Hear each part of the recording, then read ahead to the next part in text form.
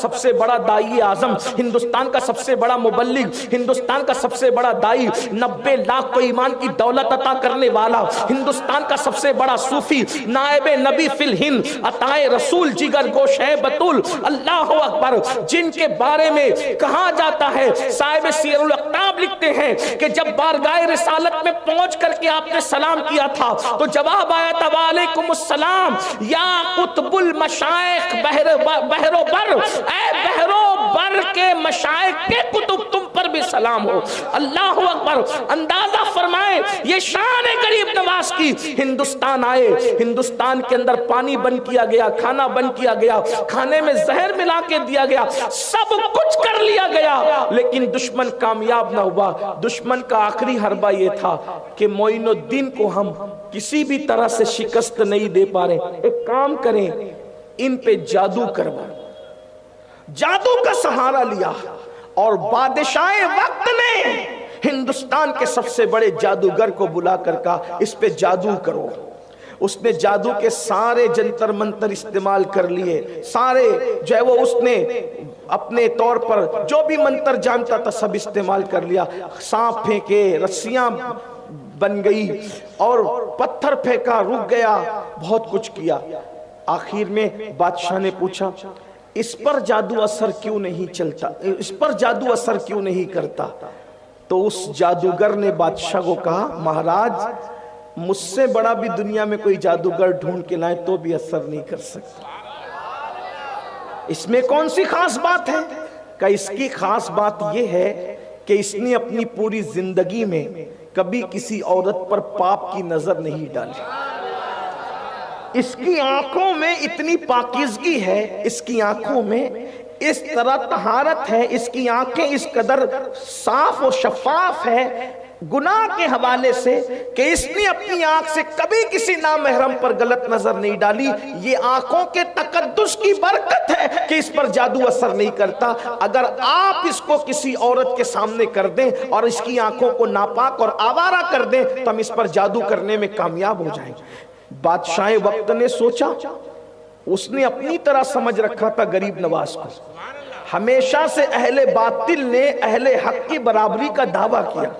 یہ بڑوں کو اپنی طرح سمجھنے کا خواب تو ہمیشہ سے اہل باطل میں رہا ہے، تو اس نے اپنی طرح سمجھ رکھا تھا کہ مرد تو موم کی طرح ہوتا ہے، عورت آگ کی طرح ہوتی ہے، اگر موم آگ کے قریب جائے گا پگھل جائے گا، اور نہیں پگھلتا کم سے کم نرم تو ضرور ہو جائے گا۔ بس یہی ہوا، اس نے چند لڑکیوں کو جمع کیا اور جمع کرنے کے بعد کہا ہندوستان میں بیٹھا ہوا وطن سے اتنے دور ایک فقیر ہے اور درخت کے نیچے زندگی گزار رہا ہے، جاؤ جا کر اپنی خوبصورتی اس کے سامنے بے نقاب کر دو تاکہ اس کی آنکھیں آوارہ ہو جائے۔ کہا جاتا ہے، منقول ہے کہ لڑکیاں گئی پازیب بجاتے ہوئے تھک گئی، تھک کر واپس لوٹی تو پوچھا کیا ہوا؟ تو کہا پتہ نہیں، اس کے سینے میں دل ہے یا پتھر ہے، وہ تو ہمیں دیکھتا ہی نہیں، آنکھیں بند کر کے خدا جانے کس کے تصور میں بیٹھا ہوا ہے، وہ ہماری طرف نظر ہی نہیں اٹھاتا۔ اللہ اکبر، یہ کہہ کر کے جب وہ بڑی تو بادشاہ نے غصے سے کہا تم ناکارہ نکمی ہو، جاؤ، تم نے کامیابی حاصل نہیں کی، یہ کام میری بیٹی کرے، یہ کام میری بیٹی کرے گی۔ اور بادشاہ نے اپنی بیٹی سے کہا کہ اپنے بائیں ہاتھ کے ہنر سے درجنوں بادشاہوں کا تخت پلٹنے والی میری چتر چالاک بیٹی، جا اور اس فقیر کے سامنے اپنے حسن کو بے نقاب کر دے۔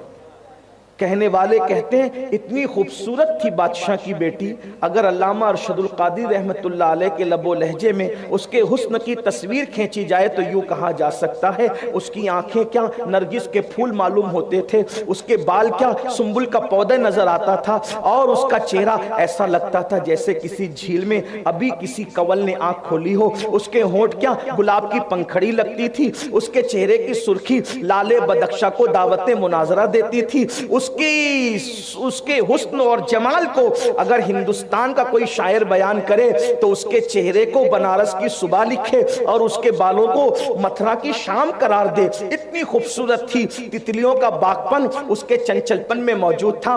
جب وہ غسل کرنے کے لیے بادشاہ کے محل سے انا ساگر کے کنارے تک جاتی تھی تو ہزاروں منچلے اپنے دل پکڑ کر کے تھام کر کے کھڑے ہو جاتے تھے۔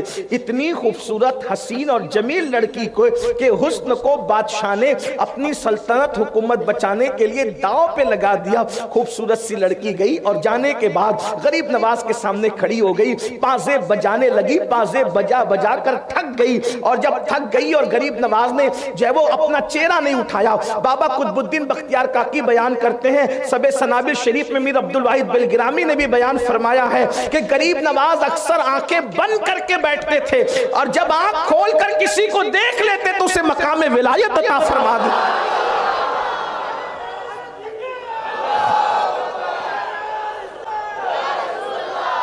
ان آنکھوں میں تاثیر کیا تھی کہ جس کو دیکھ لیا اس کو مقام ولایت عطا کر دیا. ایک جملہ یہاں پر میں مزید اضافہ کرنا چاہتا ہوں, جب غریب نواز کی نگاہوں کی تاثیر کا یہ عالم ہے کہ جس کو دیکھ لیتے ہیں مقام ولایت عطا کرتے ہیں, تو ان کے نانا جان محمد رسول اللہ کی نگاہوں کی تاثیر کا عالم کیا ہے.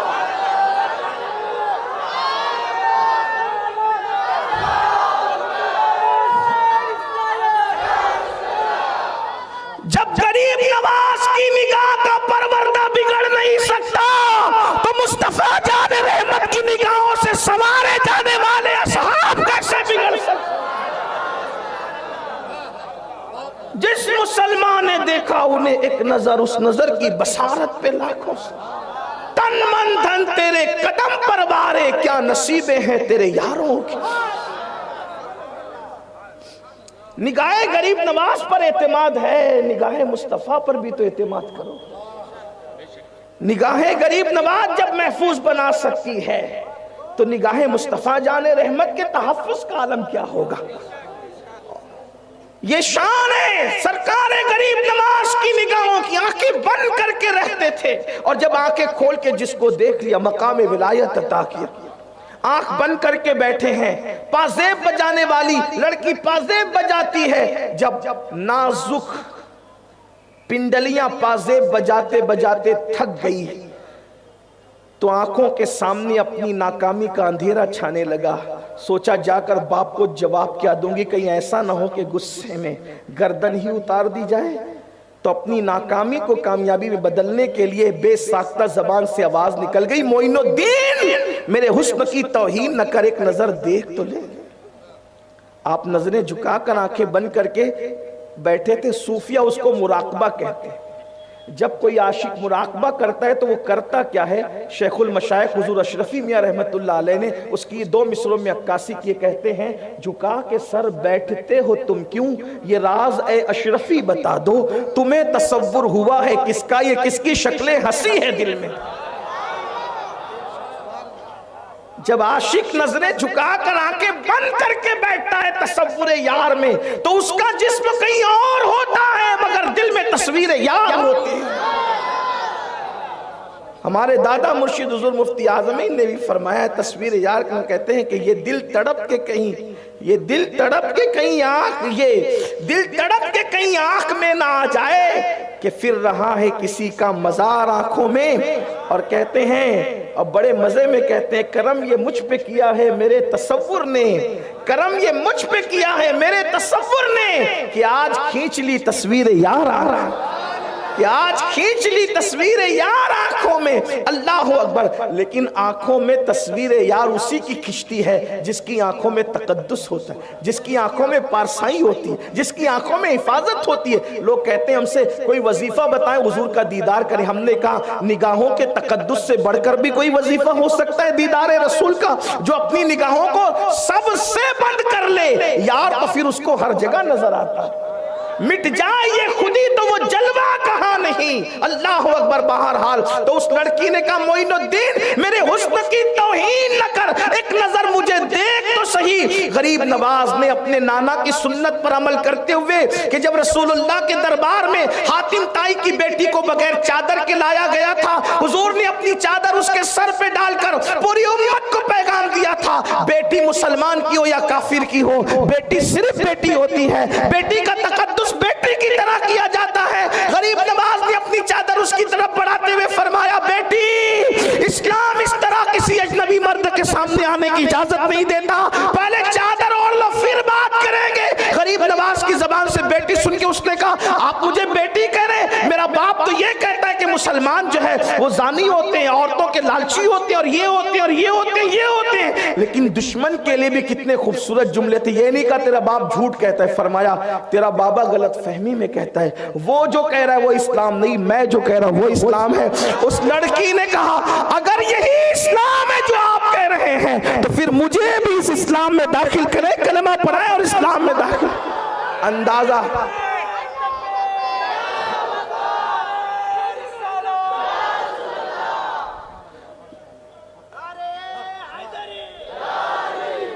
نگاہ کا مس یوز کسی کو مرتد بنا رہا ہے، نگاہ کی پاکیزگی دشمن کے گھر تک اسلام پہنچا رہی ہے۔ آئیے اسی لیے ہم آج سے یہ عہد کریں کہ ہم بھی اپنی نگاہوں میں پاکیزگی پیدا کریں، نگاہوں کا غلط استعمال کرنے سے بچیں۔ انشاءاللہ ایمان کی لذت اور ایمان کی حلاوت کی بشارت ہے ان کے لیے جو اپنی نگاہوں کا صحیح استعمال کرتے ہیں، اپنی نگاہوں کی حفاظت کرتے ہیں۔